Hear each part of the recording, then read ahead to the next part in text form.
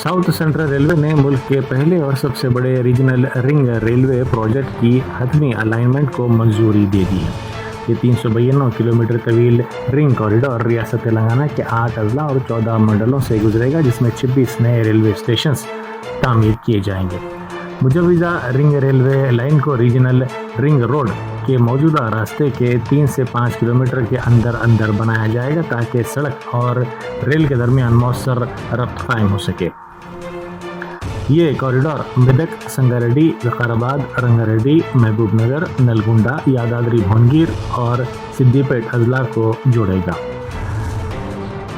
Railway corridor के 6 हिस्से मौजूदा मगर कम इस्तेमाल होने वाली रेलवे लाइनों पर तैयार किए जाएंगे, जिससे अराजी के हुसूल की ज़रूरत कम होगी और तामीराती मुद्दत में नुमायाँ कमी आएगी। ये प्रोजेक्ट न सिर्फ इलाकाई सतह पर सफ़र और नकलो हमल को आसान बनाएगा, बल्कि सनती तरक्की, तिजारती सरगर्मियों में इजाफा और माहौलियाती तवाज़ुन के क़याम में भी माविन साबित होगा।